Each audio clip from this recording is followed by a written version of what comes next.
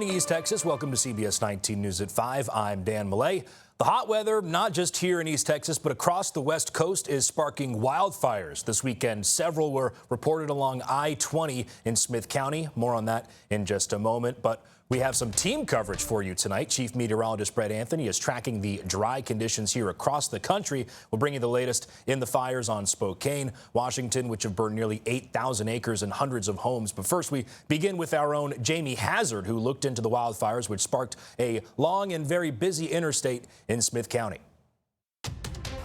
I am standing here in Winona, where fire crews have been battling fires all afternoon long. And while that vegetation is very dry, that heat is still very present here in East Texas. And we also have some lower humidity. Fire experts, as well as some other experts, have urged residents to follow a few tips and tricks to stay safe this week.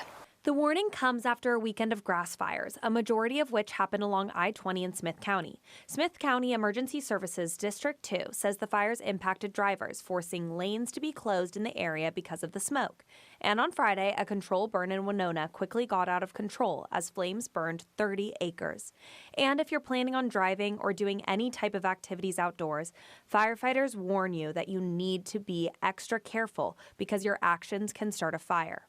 We really ask the public to refrain from anything that would cause that ignition source. So welding, grinding, cutting, those kinds of things that might create a spark.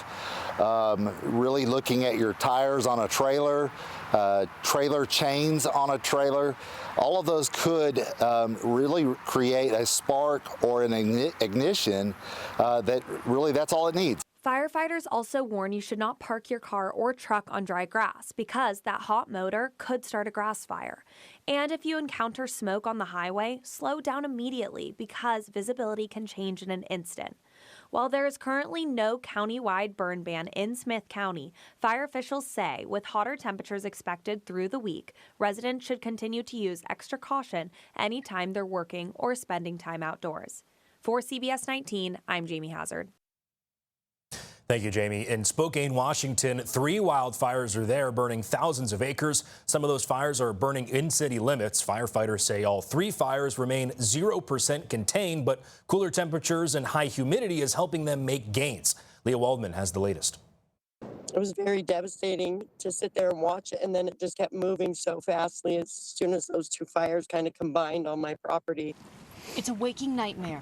I don't think I'm going to rebuild here, because I don't ever want to have to relive a fire coming up this hill again. 3 major wildfires are spreading across the Spokane, Washington area. Homes and buildings left in ruins, thousands of acres already consumed. This is likely, the worst natural disaster in Spokane's history. Officials expect these fires will continue to burn for weeks. Wildfires are always a risk in the county, but a particularly dry winter and strong winds in the area are adding to the danger. Today, fire crews have their best conditions to fight these flames, but conditions deteriorate as the week progresses. I've been to a lot of places around the world, not so good places around the world, and I can tell you today that that's a war zone. No fatalities have been reported and no first responders have been injured, according to Spokane Emergency Management. Law enforcement is following up as a number of people have been reported missing. We don't know exactly, we don't have a number. I will say I'm very pleased that most people heeded the evacuation orders. Thousands evacuated in just a few hours, tens of thousands. Monday morning, Spokane had the worst air quality in the country. The cause of these fires are under investigation. Lee Waldman, CBS 19.